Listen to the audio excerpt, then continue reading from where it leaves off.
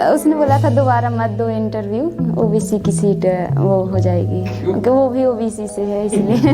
Number क्या है तुम्हारे? हाँ उसमें पहली बार तो प्री हुआ था पर मेंस में नहीं हाँ हुआ। मेंस नहीं हुआ। दूसरी बार फिर आपने एसएससी जेई दिया, उसमें आपने प्री भी दिया, फिर आप एक स्टेप आगे गए आपने मेंस दिया जी। पर फिर उसमें नहीं हुआ।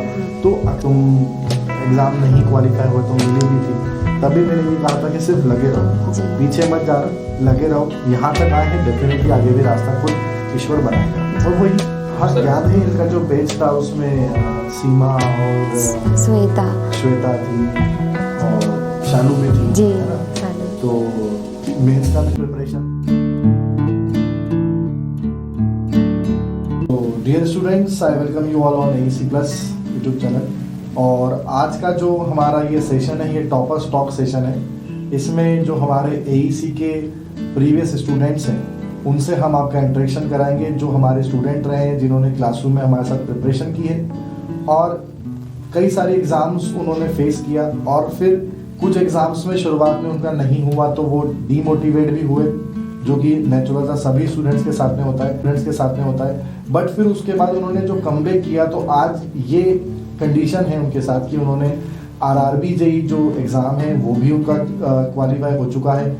MBPSC AE 2020 का भी उनका फाइनल सिलेक्शन हो चुका है और नेक्स्ट MBPSC AE 2021 जो है इसमें भी उनके अभी जो फर्स्ट एग्ज़ाम है, फर्स्ट स्टेज है, उसमें काफ़ी अच्छे स्कोर हैं और डेफिनेटली उनका जो ये MBPSC AE 2021 है इसमें भी उनका डेफिनेटली सिलेक्शन हो जाएगा क्योंकि स्कोर काफ़ी अच्छा है।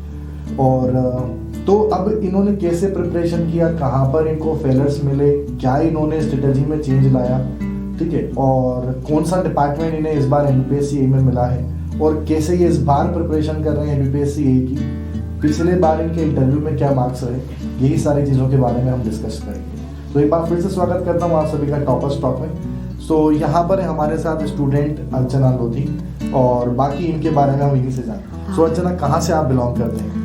जी सर, मेरा नाम अर्चना देवी लोधी है। मैं पन्ना जिले के एक छोटे से गांव से बिलोंग करती हूँ और वहीं स्कूली शिक्षा मैंने वहीं पे पूर्ण करी है। उसके बाद डिप्लोमा किया 3 साल का खुरई से और उसके बाद इंजीनियरिंग करी है जबलपुर JEC से। जबलपुर JEC से आपने इंजीनियरिंग जी। तो इसमें मतलब आपने जब डिप्लोमा जब आपने लिया था जी। तो क्या उस समय आपका डिप्लोमा में आपको जो सब्जेक्ट्स है सिविल के वो सब अच्छे से समझ में आते थे?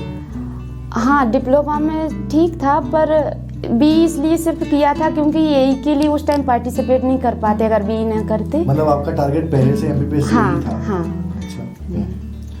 तो इसमें जैसे आपने फिर बी किया तो आपका जो टेक्निकल पार्ट है वो और स्ट्रांग हुआ या एक नॉर्मल लेवल पे ही आपकी प्रिपरेशन हो पाई थी उस समय? सर, एक तो पूरा उस टाइम पे एक तो लैंग्वेज प्रॉब्लम हुई थी और पूरा एक पॉलीटेक्निक में जो है कि वो हिंदी मीडियम से था पूरा सिलेबस, तो बहुत ही कठिनाई तो आई थी। बाकी फिर मतलब हर सेमेस्टर भी इम्प्रूव करते गए थे वहाँ पे। तो थोड़ा सा आप ये मुझे बताइए आपने कौन कौन से एग्ज़ाम अभी तक दी हैं और किस ईयर से आपने अपना ये प्रिपरेशन जो जर्नी है आपकी गवर्नमेंट एग्ज़ाम्स के सिलेक्शन में या गवर्नमेंट एग्ज़ाम के रिक्रूटमेंट के लिए आपने कब स्टार्ट किया था? हाँ सर, मैंने 17 में किया था, वो यही AEC से ही किया था कोचिंग। उस टाइम मैंने MBPSC मेंस की तैयारी की थी और सब इंजीनियर और SSC JEE की भी लगातार तैयारी करी थी। फिर आपने कौन से एग्ज़ाम दी सबसे पहले? सबसे पहले MBPSC ही दिया था जिसमें मेंस मेरा क्वालिफाई नहीं हो पाया था। हाँ, और उसके बाद SSC JEE दिया पर उसमें मेंस भी हो गया था पर फाइनल सिलेक्शन नहीं हो पाया था। आपका क्वालिफाई हो गया था बट फाइनल सिलेक्शन नहीं हुआ। उसी प्रकार रेलवे में भी यही हुआ, फिर अभी जाके वेटिंग क्लियर हो पाई है इसके।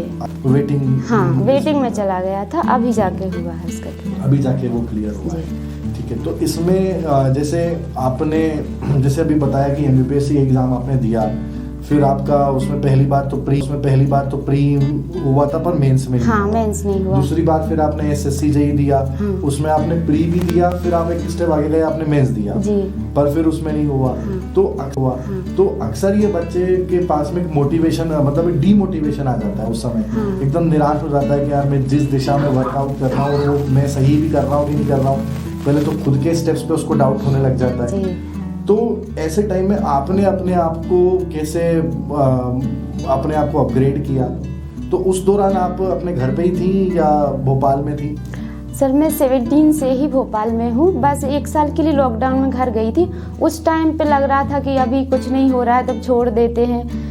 फिर जो कुछ लोग ज़िंदगी में जैसे मम्मी पापा को देखते हैं तो फिर लगता है कि हाँ नहीं लगे रहना है, तो फिर इस प्रकार से मोटिवेट खुद को करते रहे। और मतलब अच्छा, इसमें जैसे फिर आपने अभी MPPSC 2022 आपने 20 वाला आपने क्वालिफाई किया, जी, तो उसमें आपका प्री भी क्वालिफाई हो गया, देन मेंस भी हो गया, देन इंटरव्यू में भी आपने बताया था कि काफ़ी अच्छा स्कोर आपका रहा। तो कितना इंटरव्यू में आपने मार्क्स ऑब्टेन किया था? मेरा आउट ऑफ 50 34 मार्क्स आया है और रिटन में था 267। अच्छा, तो इसमें आपने कोई इंटरव्यू गाइडेंस प्रोग्राम की पार्टिसिपेट किया था? जी सर, इसी से ही किया था। मॉक इंटरव्यू दिए थे 2, उसी से बहुत हेल्प मिली है, क्योंकि अभी तक कोई भी इंटरव्यू फेस नहीं किया था कभी। आप फ्रेशर थे उसमें? हाँ। तो मतलब ऐसा कुछ था कि जो इंटरव्यू आपके मॉक इंटरव्यू हुए 2, उसमें जो क्वेश्चंस आपसे पूछे गए, ऐसा ही कुछ रिजेम्बलेंट वाले क्वेश्चंस भी आपसे वहाँ पूछे गए? हाँ, क्योंकि मॉक इंटरव्यू में भी हमारे ऊपर ही क्वेश्चन बन रहे थे, हमारे जो गृह जिला है उससे, और जो हमारे, क्योंकि टेक्निकल सब्जेक्ट तो वही है, तो वही सेम ही था पहले। तो इसमें जैसे क्या होता है कि अभी जैसे आप देखिए, आपके पास क्या हुआ कि आपका एग्ज़ाम तो क्लियर हो गया, आपके सामने तो ये है कि हाँ, अगर ये जो OBC का जो रिजर्वेशन है इसका अगर मुझे 27 वाला परसेंटेज का फ़ायदा मिलता है तो मैं PWD में चले जाऊंगी, नहीं तो मेरे पास एक WRD डिपार्टमेंट तो है। बट इन सब चीज़ों से आजकल कुछ बच्चे हैं जो प्रिपरेशन कर रहे हैं, जो अभी उस स्टेज पे ही नहीं आए, जो भी मतलब मेंस की स्टेज पे नहीं है या इंटरव्यू की स्टेज में नहीं, वो भी प्री क्वालिफाई नहीं कर पा रहे।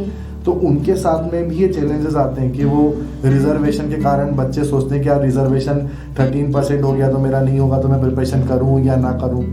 या जनरल कैटेगरी के भी स्टूडेंट है, जैसे आपने जो मार्क्स ऑब्टेन करे हैं वो मुझे लगता है जनरल कैटेगरी वाले भी कई स्टूडेंट्स हैं, आपने अच्छे मार्क्स ऑब्टेन करे। तो बच्चे अक्सर ये सोचते हैं कि यार मैं जनरल कैटेगरी में मुझे इतने मार्क्स आने पड़ेंगे तो मैं प्रिपरेशन करूँ या ना करूँ। इससे बच्चे के माइंड में एक निराशा उत्पन्न होती है। तो क्या उस तरह से कैसे बच्चों को उससे बाहर निकलना चाहिए? सर मेरा तो मानना है कि हमें अपना 100% देना चाहिए, बाकी ये सारी चीज़ें तो साइड की, इन पे ध्यान ना देकर अपनी तैयारी पूरी करनी चाहिए। सही बात है, मतलब हम अपना चीज़ों पे फोकस करें। हम क्या कर सकते हैं? जी, बस तैयारी कर सकते हैं, तो हम अपना पूरा दे। 100% जी, दूसरी चीज़ें सोचेंगे तो वहाँ भी हमारा परसेंटेज जो है बहुत मतलब माइंड का वो डाइवर्ट होगा जी, और अल्टीमेटली उससे रिजल्ट नहीं आएगा। क्योंकि ये सारी चीज़ें हमारे हाथ में नहीं है, तो हमारे हाथ में तैयारी करना, हम अपनी तैयारी करते हैं।